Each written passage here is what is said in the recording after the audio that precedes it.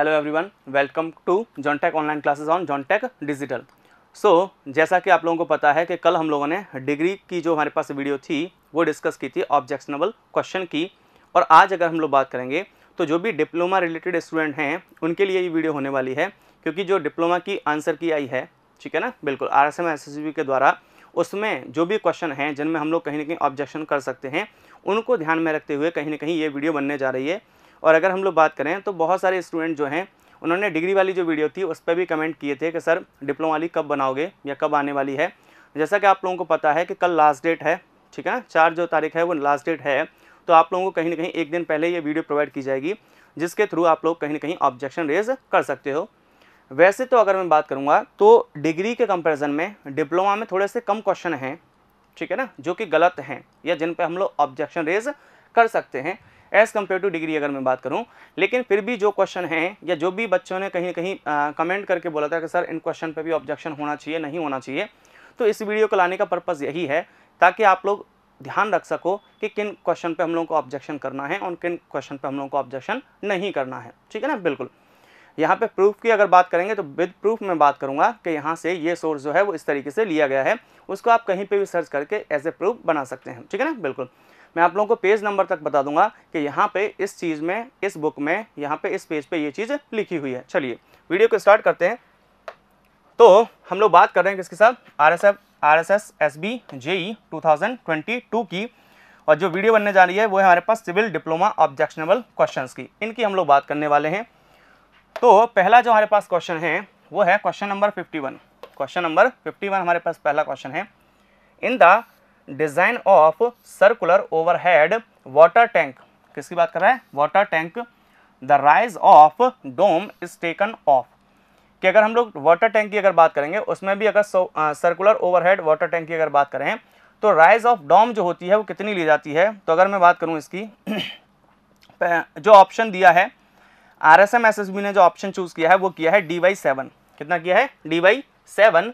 लेकिन अगर हम लोग बात करें तो देखिए मैं जैसा कि मैंने आप लोगों को बोला विद प्रूफ में बात करूंगा।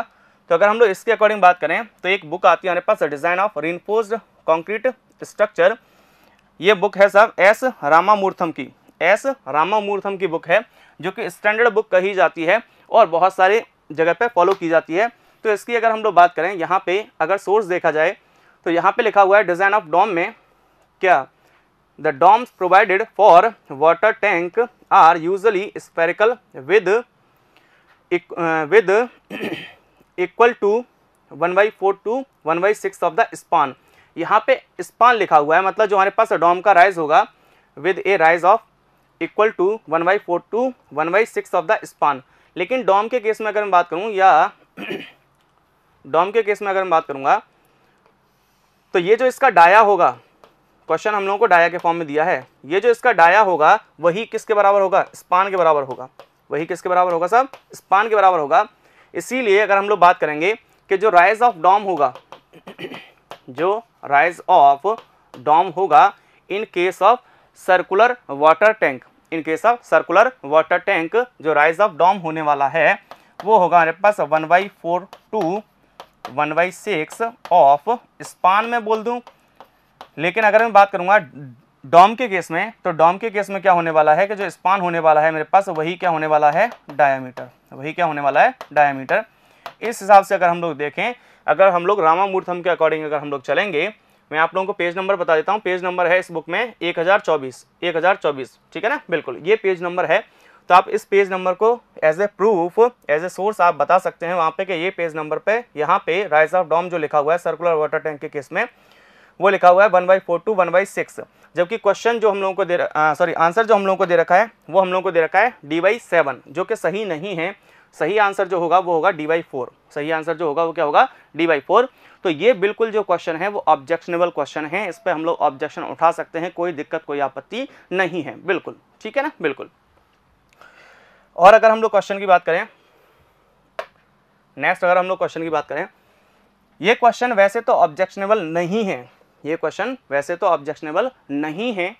लेकिन अगर हम लोग बात करें तो बहुत सारे बच्चे जो हैं उन्होंने कमेंट में जो बीटेक वाली जो वीडियो है उसमें कमेंट में बहुत सारे बच्चों ने इस क्वेश्चन के लिए डिमांड की है कि सर इसका आंसर जो होगा उस पर हम लोगों को क्या करना है, ये सही है या नहीं है। तो क्वेश्चन है the scrap value of A RCC structure will B, RCC structure की बात कर रहा है सर कि जो स्क्रैप वैल्यू होगी वो क्या होगी, पॉजिटिव होगी, जीरो होगी, वेरी हाई होगी या नेगेटिव होगी।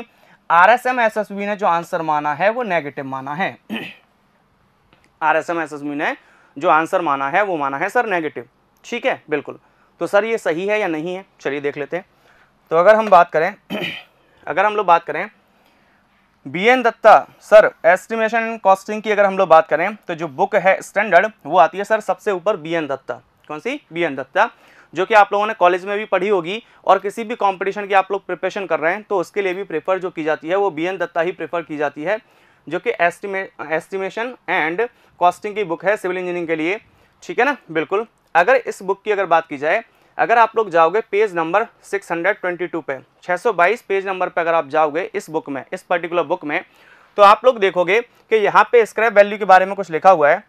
स्क्रैप वैल्यू के बारे में कुछ लिखा हुआ है, scrap value is the value या डिसमेंटल्ड मटेरियल, ये बात कर रहा है स्क्रैप वैल्यू क्या होती है। लेकिन ये तो बात ठीक है, उसके बाद अगर बात करें कि क्वेश्चन कहाँ छुपा हुआ है, तो नीचे जो लिखा हुआ है वो लिखा हुआ है साल्वेज वैल्यू के नीचे, जैसे आप लोग इस बुक में जाओगे, normally the scrap value of the salvage value of a property or asset has got some positive figure but it may also be zero or negative as for example the scrap value or a RCC structure will be negative. यहाँ पे बोल दिया sir इसने कि अगर हम लोग बात करेंगे फॉर एग्जांपल स्क्रैप वैल्यू जो होगी वो आरसीसी स्ट्रक्चर के लिए क्या होगी सर, नेगेटिव होगी। इसने रीजन भी दिया है, इसमें रीजन भी दिया है एज डिसमेंटलिंग और रिमूवल विल बी कॉस्टली, क्योंकि अगर एक आरसीसी स्ट्रक्चर को अगर हम लोग डिसमेंटल करेंगे, गिराएंगे, तो वो हम लोगों को बहुत कॉस्टली पड़ने वाला है, उसकी जो लेबर कॉस्ट है वो बहुत ज़्यादा होने वाली है। इसीलिए अगर हम लोग बात करेंगे तो जो स्क्रैप वैल्यू हमारे पास वो क्या आएगी, निकल के नेगेटिव आएगी। क्या निकल के आएगी? नेगेटिव निकल के आएगी। हालांकि स्क्रैप वैल्यू जो हमारे पास है वो पॉजिटिव भी हो सकती है, नेगेटिव भी हो सकती है। लेकिन अगर हम लोग बात करेंगे कि आरसीसी स्ट्रक्चर, जब एक हमारे पास जो स्ट्रक्चर है अगर उसकी लाइफ खत्म हो चुकी है, उसके बाद जो हमारे पास वैल्यू निकल के आती है उसको हम लोग स्क्रैप वैल्यू बोलते हैं।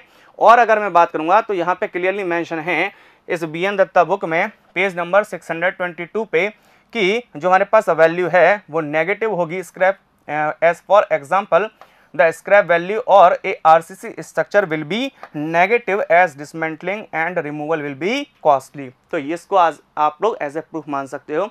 या अगर मैं बात करूंगा इस क्वेश्चन को, तो आप लोगों की अगर मैं बात करूंगा तो RSM-SSB ने इसका जो आंसर दे रखा है वो नेगेटिव दे रखा है, वो नेगेटिव दे रखा है। बहुत सारे बच्चों को इस क्वेश्चन में डाउट है कि सर पॉजिटिव होगी, जीरो होगी, नेगेटिव होगी, क्या होगी। तो BN दत्ता अगर आप बुक खोल के देखोगे तो उसमें क्लियरली मेंशन है कि आरसीसी के लिए जो हमारे पास बुक वैल्यू होगी वो क्या हो जाएगी साहब, नेगेटिव हो जाएगी। क्या हो जाएगी? नेगेटिव हो जाएगी। तो अगर आप हम लोग बात करें तो ये क्वेश्चन कहीं ना कहीं RSM-SSB ने जो सेलेक्ट किया है, जो चूज़ किया है ऑप्शन, वो क्या है, सही है। वो क्या है, सही है। क्योंकि यहाँ पे अगर यहाँ पे बोलता the scrap value of a property, of a property अगर बोलता है, SSC ने एक बार ये क्वेश्चन पूछा जा चुका है और वहाँ पे अगर मैं बात करूँगा उसने पूछा था the scrap value of a property will be, वहाँ पे जो ऑप्शन था वो पॉजिटिव भी था और नेगेटिव भी था और बोथ था, मतलब पॉजिटिव और नेगेटिव। तो वहाँ पे जो ऑप्शन करेक्ट हो जाएगा वो हो जाएगा पॉजिटिव और नेगेटिव। लेकिन अगर मैं यहाँ पे बात करूँगा तो BN दत्ता में क्लियरली लिखा हुआ है कि स्क्रैप वैल्यू और साल्वेज वैल्यू जो है वो पॉजिटिव भी हो सकती है, नेगेटिव भी हो सकती हैं। लेकिन अगर आरसीसी का स्ट्रक्चर अगर हम लोग डिसमेंटल कर रहे हैं, इसका मतलब डिसमेंटलिंग में कॉस्टिंग जो होगी वो ज़्यादा होगी, इसीलिए स्क्रैप वैल्यू जो निकल के आएगी वो क्या आएगी, नेगेटिव आएगी। तो ये क्वेश्चन सही है, ये क्वेश्चन सही है। और जो इसका ऑप्शन दिया है RSM-SSB ने वो भी क्या है, सही है। ठीक है ना, बिल्कुल। नेक्स्ट अगर क्वेश्चन की अगर हम लोग बात करें तो नेक्स्ट क्वेश्चन जो है हमारे पास 112वां क्वेश्चन है, the buckling load for a given material depends upon. जो बकलिंग लोड होता है किसी भी मटेरियल का, वो किस पर डिपेंड करता है। देखो यहाँ पे बहुत सारे बच्चों ने ये क्वेश्चन भेजा है कि सर ये सही है या गलत है, या यहाँ पे क्या होगा। तो यहाँ पे बकलिंग लोड जो पूछा है वो एक पर्टिकुलर मटेरियल के लिए पूछा है, फॉर ए गिवन मटेरियल। मैं मान लेता हूँ कि जो मेरे पास मटेरियल है जिसके लिए मैं बकलिंग लोड निकालने जा रहा हूँ वो मैं मान लेता हूँ स्टील, क्योंकि मटेरियल को क्या बोल दिया, गिवन। यहाँ पे अगर क्वेश्चन में बोलता for any material, for any material, तब क्वेश्चन का जो रूप था वो चेंज हो जाता। लेकिन यहाँ पे क्वेश्चन में जो बोल रखा है वो क्या बोल रखा है, फॉर ए गिवन मटेरियल।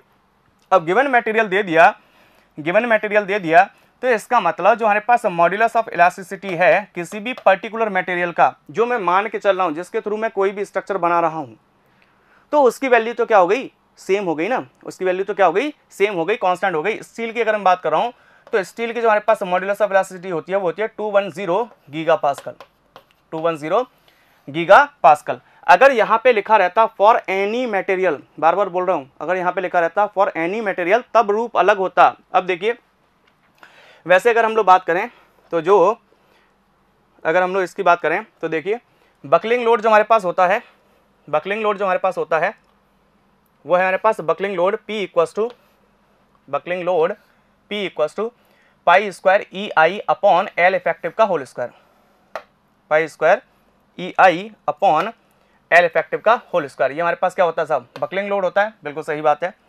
तो अगर हम लोग इसकी बात करेंगे, अगर हम लोग इसकी बात करें पाई square EI upon L effective का होल स्क्वायर, ठीक है, ये हमारे पास बकलिंग लोड होता है। उसके बाद अगर हम लोग रेडियस ऑफ जायरेशन की बात करेंगे, जो होती है हमारे पास K minimum equals to under root में I अपॉन A।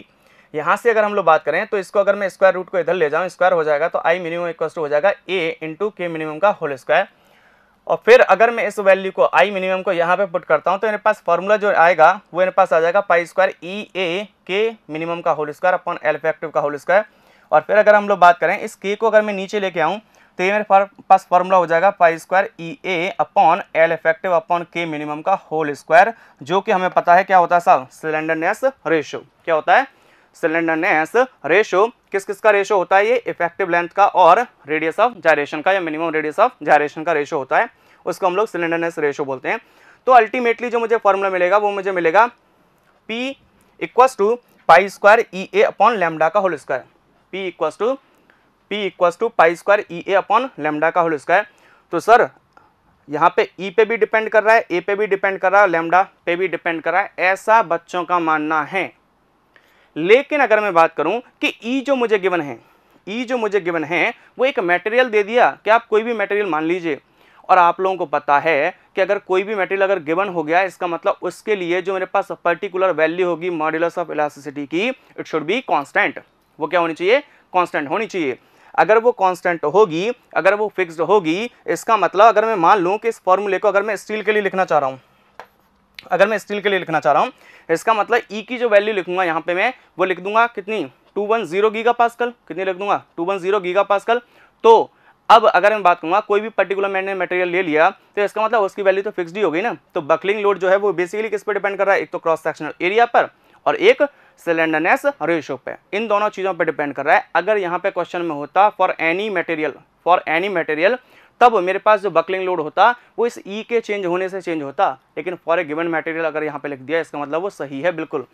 अगर यहाँ पे मैं आंसर की बात करूँ, अगर मैं यहाँ पे आंसर की बात करूँ तो जो RSM SSB ने यहाँ पे आंसर माना है वो माना है slenderness ratio and cross sectional area. अगर हम लोग बात करें तो P बकलिंग लोड जो हमारे पास है वो हमारे पास कहीं ना कहीं निकल के आ रहा है, ये हमारे पास निकल के आ रहा है।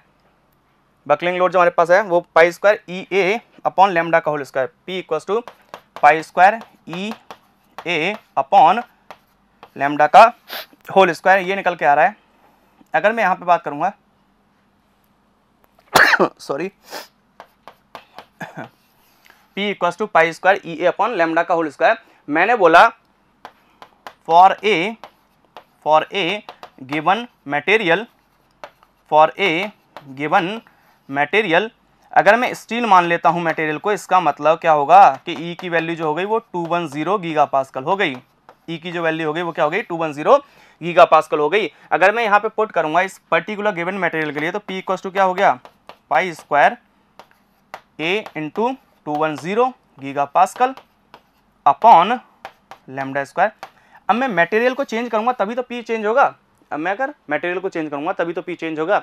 लेकिन फॉर ए गिवन मटेरियल अगर बोल दिया, इसका मतलब अब अगर मैं बात करूंगा तो मटेरियल की जो वैल्यू है वो कांस्टेंट हो गई, मतलब E की वैल्यू कांस्टेंट हो गई। तो अगर मैं बात करूंगा P जो होगा मेरे पास वो डायरेक्टली प्रोपोर्शनल होगा एरिया के बकलिंग लोड, और P जो होगा वो इनवर्सली प्रोपोर्शनल होगा सिलेंडरनेस रेशो के होल स्क्वायर के, स्लेंडरनेस रेशो के होल स्क्वायर के। इसका मतलब किन चीज़ों पर डिपेंड कर रहा है, क्रॉस सेक्शनल एरिया पर और स्लेंडरनेस रेशो पर।